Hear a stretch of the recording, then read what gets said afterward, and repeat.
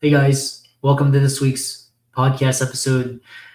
I have a special guest today, Richard Hagen, going to be from Immersive Publishing. He's going to be talking all about publishing, self-publishing, writing a book, becoming a thought leader, influencer, author, um, content creator. He's got an interesting story, and I'm happy to welcome him to the show. Richard, welcome. It is absolutely lovely to be with you and thanks for the opportunity to meet your audience as well. It's a real Yeah, pleasure. yeah. I know you're in UK and appreciate you staying up. Talk about your story and how you got to do what you do.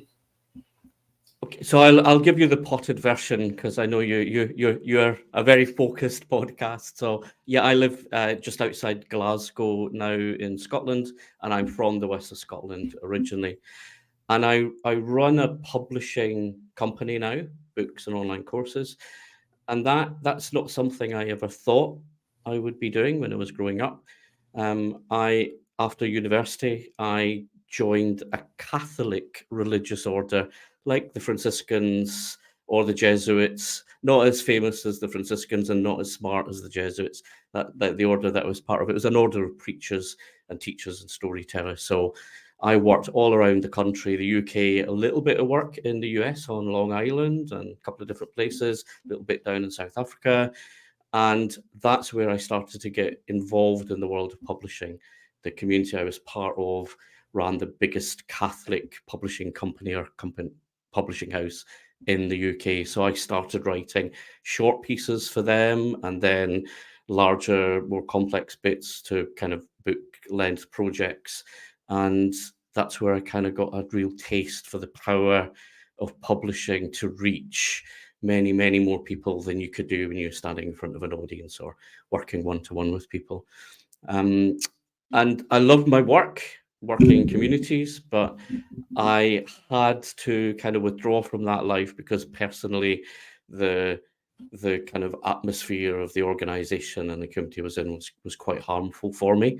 And despite all my attempts to kind of change the structure, I wasn't going to win that battle. So I withdrew from that and then simultaneously set up my publishing business with the co-founder of my business, Martin Pentecost, and retrained as a primary school teacher at the same time.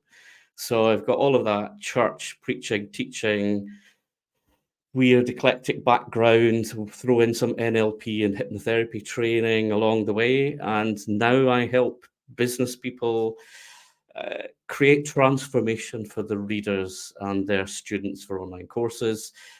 And it's like bringing all of the stuff that I've worked on over the years together.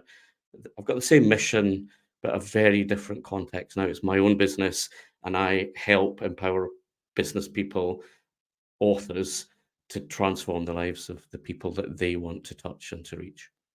Yeah, I love this idea about scaling and just reaching millions of people with 24/7, especially with a book on Amazon.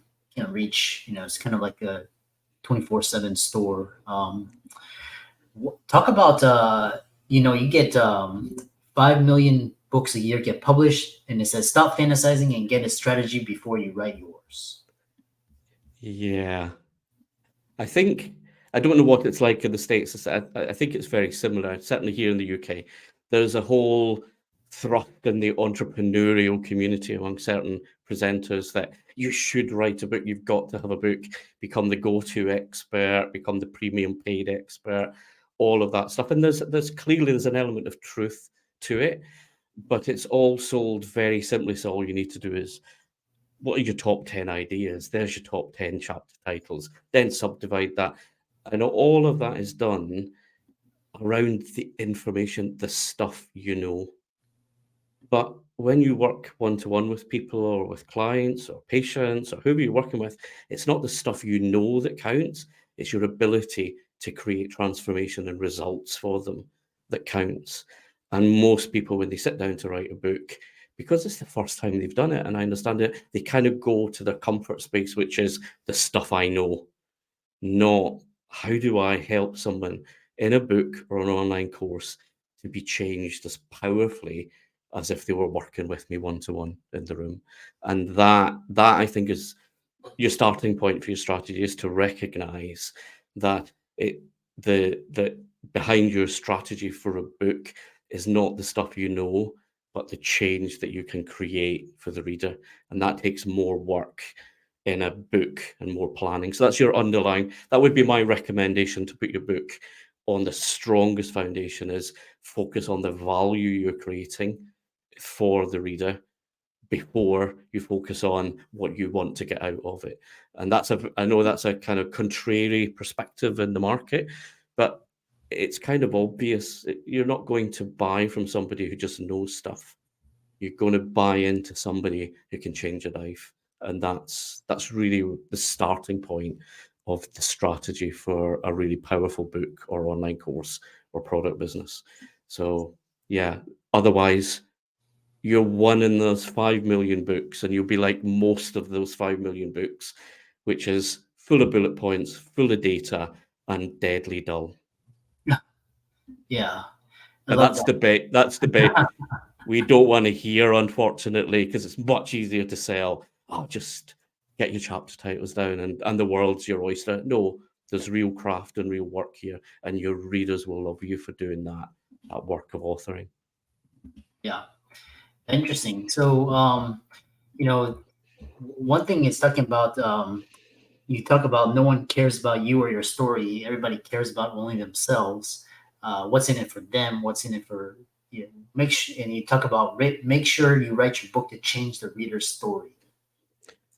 Yeah, I think this is a fascinating space. I'm in an organization here in the UK called the Professional Speaking Association. So I speak at business events and networking and seminars. And there's a whole, and I know it's a very big movement in the US and the speaking circuit. There's kind of people's stories, whether they've climbed Kilimanjaro or Everest or they've sailed across the ocean, and people will do entire talks around their experience, their story. And it's all from I think a practical business experience or audience member experience. It can be really interesting, but of what value is it to me? In some ways, the more you tell stories of real people being transformed, and you can connect with real people's experience, not exceptional circumstances, the bigger impact your book will have. And it's the difference between anecdotes and stories.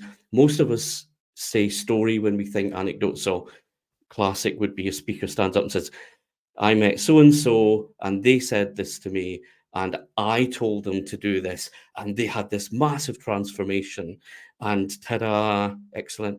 That's not a story, that's an anecdote. It tells you about things that happened in the past, and it's very flat, it's not emotional, it doesn't get you engaged.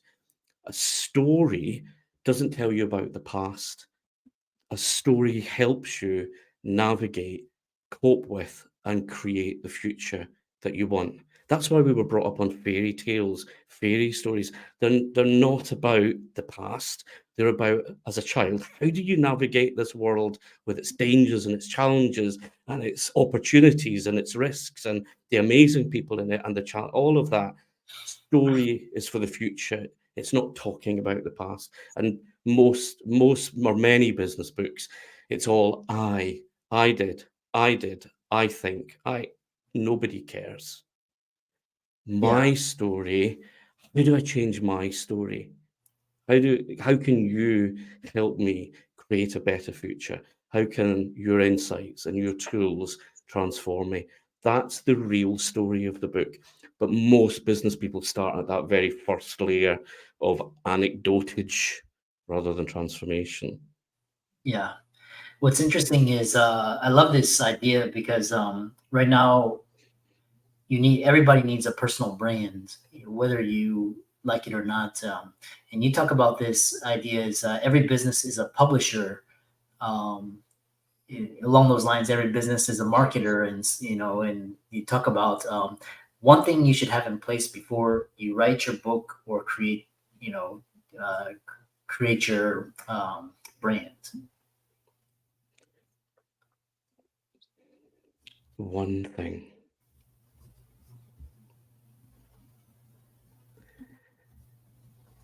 I think, ironically, again, it's not about you. I'd say, who are you for? Who are you for? And what are you going to do for them? Because that's the heart of your brand experience. Brand isn't your logo or your image or your color scheme. Your brand is that experience that people talk about when they've met you, either through a book or a course or live in person. That's your brand.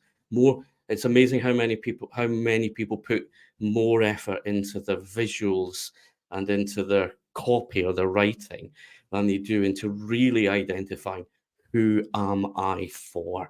Who do I create the most value for?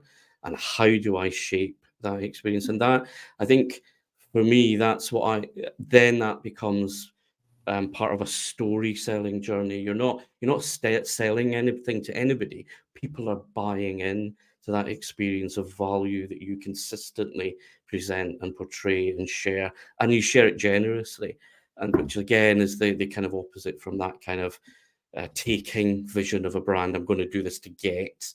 Your brand can be an engine for value delivery that then people want more of it, rather than a promise of future value that they never really quite get. So yeah, I think focus on who you're for and what you do for them and why they should come to you Yeah, before you worry about logos and color schemes and all the rest of that stuff. yeah, interesting. Um, as we're kind of halfway through, and then we'll talk about kind of like the nuts and bolts and mechanics. But Yeah. one thing is you talk about is stop kidding yourself. You won't do the work to become a leader in your field. What do you mean by that? Okay, you're right. Okay, you're going to all my big ranty things today. So I think it's that sense is that there's a language of thought leadership. It's a very prevalent thing in the whole business world, and I kind of, but when I see, and I even see people call themselves thought leaders. Now that might be a very British thing or a Scottish thing, but it's like, who the heck describes themselves as a thought leader? Why not reveal yourself as somebody who thinks more deeply? You don't, if you have to tell people you're a thought leader, there's something not quite working. It's the results that you create that should be changing it. I think a lot of the time when thought leadership, or that it's superficial thought. It's not deep. It's not reflected on. It's not mind. It's just kind of scraped off the surface of our lives and our experience. And real leadership, whether it's in business or in communities, they're the people who present a vision which is radically different from the current reality, and they are able to empower a group of people to move towards that vision effectively. That's leadership. It's not about thought, it's about deep thought, and it's then about being able to inspire and energize and motivate and equip the people who want that change to make it happen, whether it's personally in their community or in the business. So yeah, and despite what most people say about wanting to be a leader in their field, simultaneously they don't want to say anything that's going to rock the boat. They don't want to go away for a week just to think at a much deeper level than most of their peers are doing. They don't, in the UK, we have this thing called Marmite, which is a paste that you spread on your butter or on your toast or on your bread. And people literally love it or hate it. There is no middle ground. And most people who in business who want to be a leader don't want to be a Marmite. And there is an essential element. If you're going to lead a group of people, you're going to have to have people who love what you do. And the consequence of the polarity of that is there'll be some people who don't buy in, but that they're not your audience. So that's all of the, and the other thing is People want to write a book that will catapult them into leadership without becoming a good author. They want to write like they write emails or write like they do a case study. But when you've got this chance to have you could have someone with your book for 7 hours where your voice, your words become their own voice in their head. They speak your words as themselves inside their heads. That's more power than any speaker or TV show or film ever has. It's magic. But most people will just write stuff. They won't do that work to literally be in the head and speak as if they are the reader themselves. Yeah. So what should people do? Should they self-publish, or should they go with the traditional? I actually haven't heard of anybody going through traditional publishers unless you're like Michael Lewis, big time authors. Yeah. Talk about that. There, there's the whole publishing landscape is incredibly varied. It's really dynamic and it's really changing. And so many of the expectations that people have around what a big traditional publisher is and does, and what self-publishing involves, it it's all very muddy and confused. And I think the key things to think about is it's almost like you need to figure out where you are in a couple of spectrums. Where are you in terms of control and collaboration? So that's one factor. If you're somebody who likes to control everything and to manage everything yourself and it to be done your way, and you have all the skills that you need, then self-publishing is the way to go. You will make much more money from self-publishing than any other publishing route. But then you have to go, well, but where am I on the spectrum of skills? Editorial, can I read my text as if I'm seeing it for the first time? Can I edit it? Or am I going to set up a team of people who'll be my editor, my designer, my marketing advisor, all of these things? All of those questions determine whether you should go for self-publishing, whether you go and kind of try and sell yourself to traditional publishers, or you work with a partner publisher where we have a traditional publishing side to the business, which is around gender, race, orientation, social justice. So we invest in those projects. And for all of the business projects, we become a partner publisher where people pay us to publish their work, but you get a full creative team working on your side and we manage everything. So there is no one publishing solution. There's the one that you need to find out about. And most people make decisions to self-publish or go to a traditional publisher without understanding the basics of the publishing industry, how the money works, how the numbers work. And the fact is, even the big publishers are not going to market your book. You, as the author, have to become the best seller of your book if you want the book to be a bestseller. Doesn't matter, unless you're already a famous name, you have to be the bestseller of your book. So that has to be built into your strategy and decision making way of publishing. So there's a whole learning journey there to go on, which we can't do in 2 minutes on the course. But it's a fascinating one. But think about what you're super skilled, super confident in, and whether you're better in a team with people who've got the skills you don't, who can enhance all your work, or whether you prefer the control of self-publishing. Yeah. Well, here's an interesting question. Is I know a lot of people, they had successful courses, especially during COVID, and these were expensive courses. And then I was looking, I was kind of doing research and reading, and it was like kind of only 6% of people that purchase online courses now actually finish them. So Yeah. having a book or a course launch, because now, I mean, now we have podcasts and audio books. So Yeah. kind of talk about that transition. It's a really interesting point you make. That's not a new fact. To be honest, I mean, I about 5 or 6 years ago, I was doing some research on the quality and the success factors around online courses, and the numbers were appalling. I think so. A successful course was deemed to be 13% completion. I mean, Yeah. 87. That was 5 or 6 years ago. Now it's a lot lower than that, but because most of them are just dreadfully dull. It's monologuing, like, I mean, we're chatting together, but Yeah. it's a talking head video with a rubbish PDF infographic, and it's all there's no focus on emotional connection, on really generating at the beginning of a project, an online course, or in books. Why should this person really invest time and energy in this? The buying process, the way most courses are sold, pressing the buy button makes people feel better. And that's the result they get from the course. It doesn't change anything.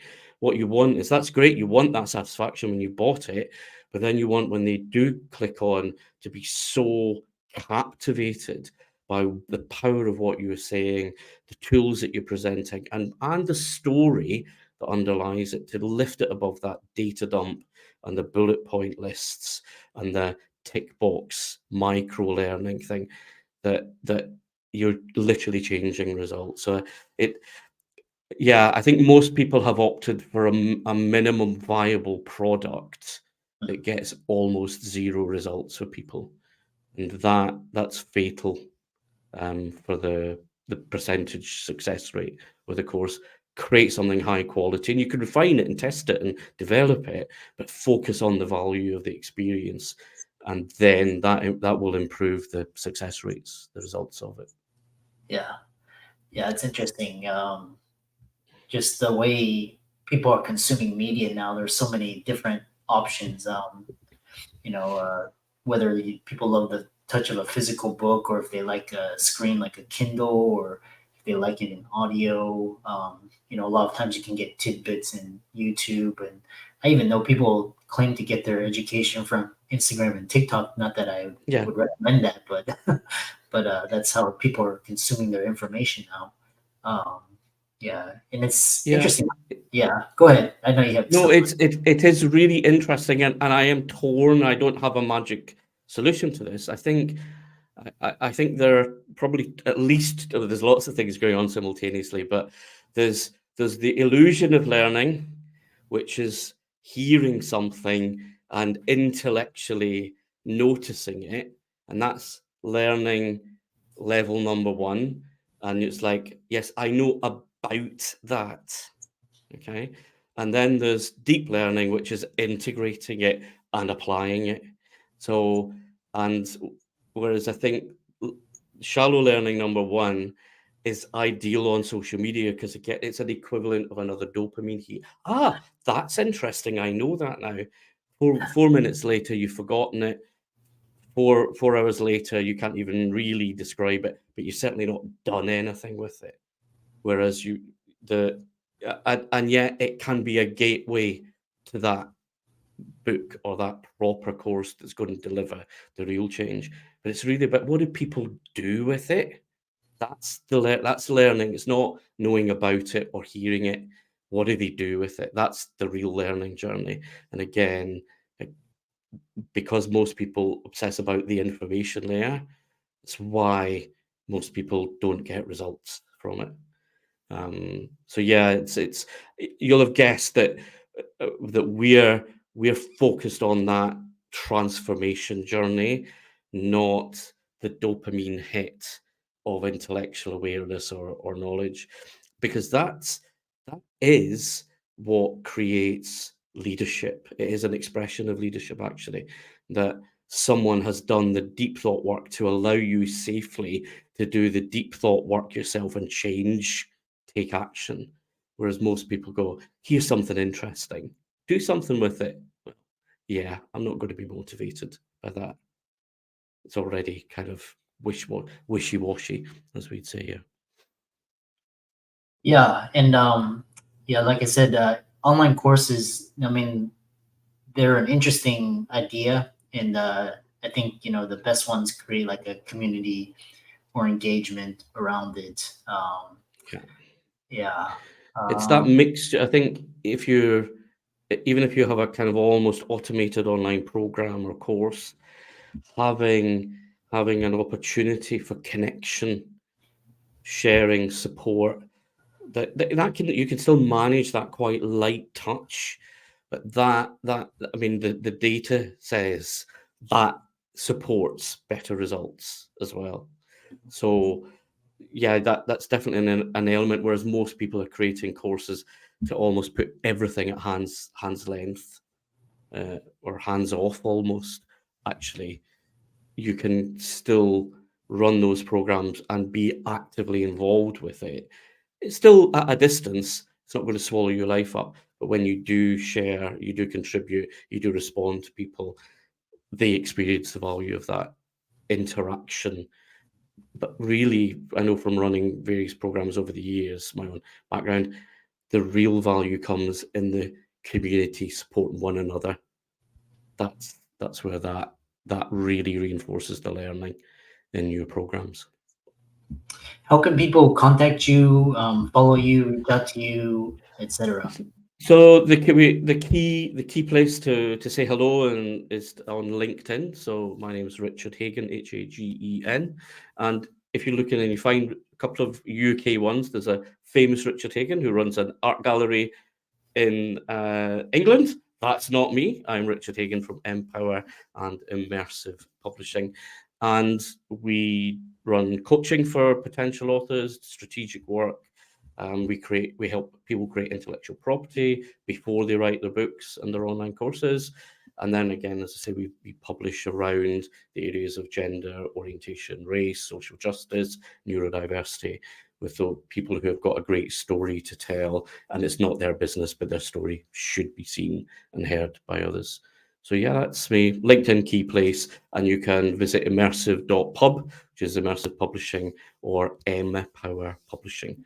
And that's MPOWR Publishing, because why would a publisher spell its name correctly? Yeah, and for all the audience out there, let's thank Richard for coming onto the show and providing interesting information. And all of his resources will be in the links and show notes. And thanks so much for coming onto the podcast. A pleasure. Thank you very much for having me today.